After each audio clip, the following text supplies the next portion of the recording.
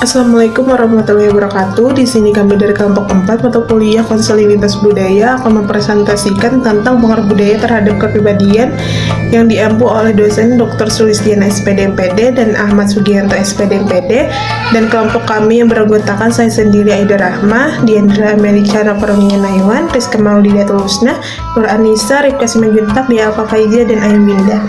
Yang pertama adalah latar belakang. Kebudayaan mempunyai pengaruh besar terhadap perilaku dan kepribadian seseorang, terutama unsur-unsur kebudayaan yang secara langsung mempengaruhi individu. Kebudayaan berasal dari bahasa Sanskerta budaya atau budi, yang berarti budi akal atau segala sesuatu yang berkaitan dengan akal. Budaya dapat dipisahkan sebagai kata majemuk budi dan daya yang berupa cipta rasa, karsa, karya.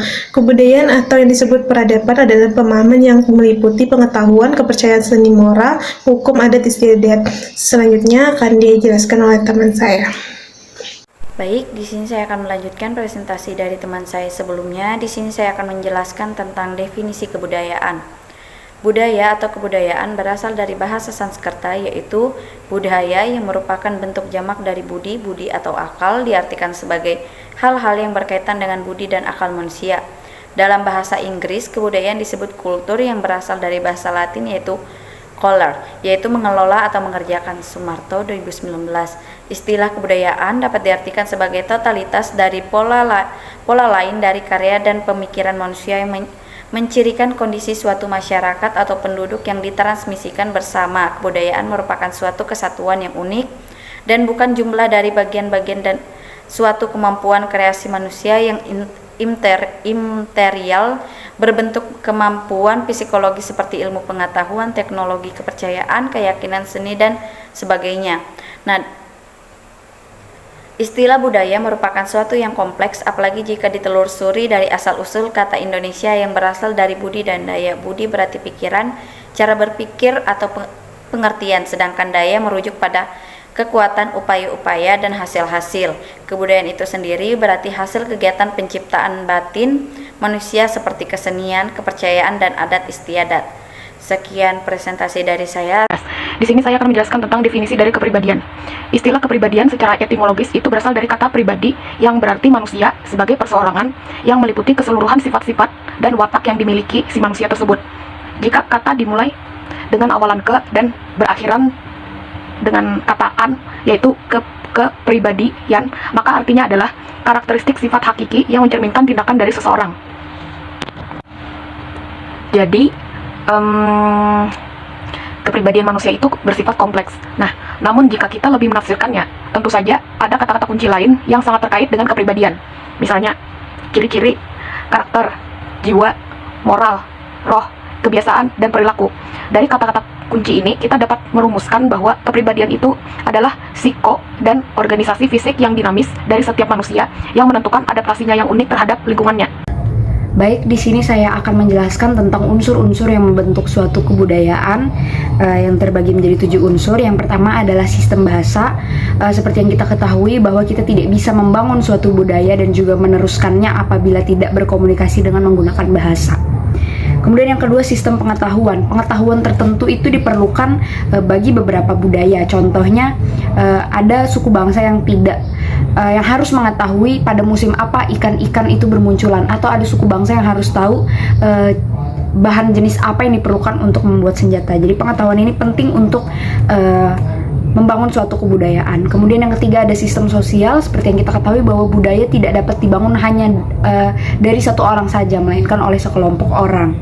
Kemudian yang keempat adalah sistem peralatan hidup dan teknologi, atau peralatan-peralatan yang digunakan bagi suatu budaya untuk bertahan hidup. Yang kelima, sistem mata pencaharian hidup atau aktivitas ekonomi atau pekerjaan dari suatu budaya. Yang keenam ada sistem religi atau kepercayaan dan keyakinan yang dianut oleh suatu budaya tertentu. Dan yang ketujuh adalah kesenian sebagai peninggalan. Nah, unsur-unsur kebudayaan sendiri penting untuk kita ketahui agar kita tahu apa yang membentuk kebudayaan dan bagaimana kaitannya dengan kepribadian itu sendiri. Mungkin itu saja, akan dilanjutkan oleh teman saya. Terima kasih. Pada bagian D, pendekatan budaya dan kepribadian. Nah, jadi pendekatan ini terbagi menjadi 3, antara lain yang pertama, effect culture. yaitu perbedaan budaya yang disebabkan oleh perbedaan lingkungan dan pengaruh lingkungan.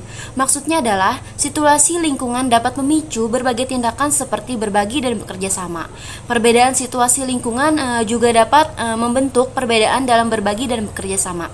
Yang kedua, transmitted culture, yaitu diartikan sebagai budaya yang dipercayai oleh seseorang yang kemudian ditularkan dan diturunkan ke orang lain.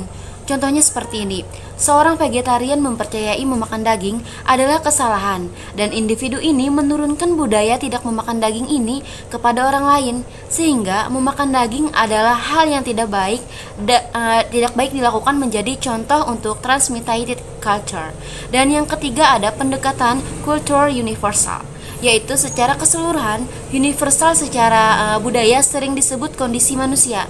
Psikologi evolusioner percaya bahwa perilaku atau sifat yang muncul secara universal di seluruh budaya adalah hal yang potensial sebagai kandidat untuk perilaku adaptasi secara evolusioner. Sekian presentasi dari saya, akan dilanjutkan oleh teman saya. Saya akan melanjutkan penjelasan dari teman saya, yaitu mengenai pandangan budaya terhadap kepribadian. Setiap budaya memiliki definisinya tersendiri terhadap kepribadian, karenakan perbedaan pada latar belakang sosial budaya pada suatu daerah tersebut. Berikut ada beberapa kajian mengenai kepribadian yang berbeda antara satu budaya dengan budaya lainnya. Yang pertama itu ada budaya Barat, Amerika Eropa, dan budaya Timur Asia. Budaya Barat meyakini bahwa kepribadian yang dimiliki seseorang individu adalah proses pemikiran, perasaan, dan perilaku yang sifatnya konsisten atau menetap di segala ruang dan waktu. Sedangkan budaya Timur melihat kepribadian sebagai sesuatu yang kontekstual atau menyesuaikan situasi dan kondisi. Yang kedua, latar belakang dibangunnya suatu teori kepribadian. Latar belakang budaya pada saat seseorang mendefinisikan budaya dalam suatu teori juga mempengaruhi pandangan seseorang itu terhadap kepribadian.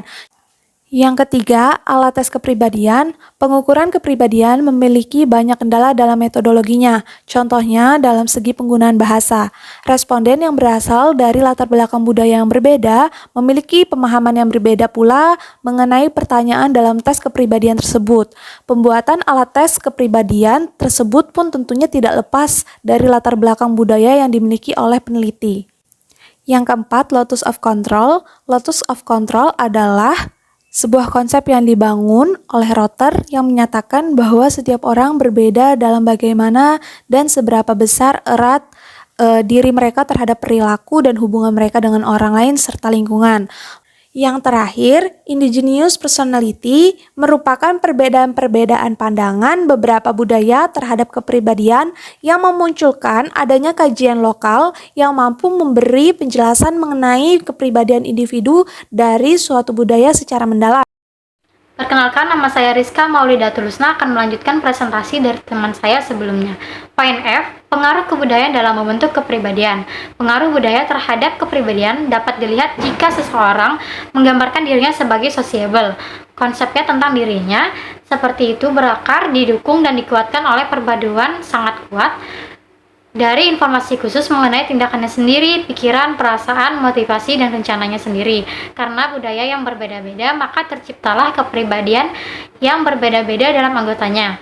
Perbedaan dalam hal kepribadian yang terjadi karena perbedaan budaya telah dikaitkan dengan perbedaan sistem aturan-aturan hidup dan hadir dalam perbedaan lingkungan sosial dan ekonomi serta lingkungan alamiah hidup manusia. Pengaruh budaya terhadap kepribadian dapat dilihat dari beberapa aspek. Yang pertama, kognisi atau self-perception. Persepsi dapat ditukar dengan istilah perspicacity atau kecerdasan, ketajaman pandangan, yang dapat digambarkan sebagai kemampuan untuk melihat di balik sesuatu yang kelihatan, untuk melihat melalui situasi atau membaca di antara garis-garis yang ada. Kedua, konsep diri. Mereka yang termasuk self-concept independen mengonsumsikan bahwa orang lain juga memiliki serangkaian atribut internal yang agak stabil seperti sifat kepribadian, sikap, dan kemampuan tertentu. Yang ketiga, pencapaian motivasi. Achievement motivation biasanya dikaitkan dengan keinginan untuk mencapai sesuatu yang excellent. Keinginan seperti ini ada di semua budaya. Yang terakhir adalah emosi. Etimologi kata emosi adalah kata Latin yang berarti menggerakkan sesuatu atau to move something. Itu saja presentasi dari kelompok kami. Salah hilaf mohon maaf. Wabillahi taufiq wal hidayah. Wassalamualaikum warahmatullahi wabarakatuh.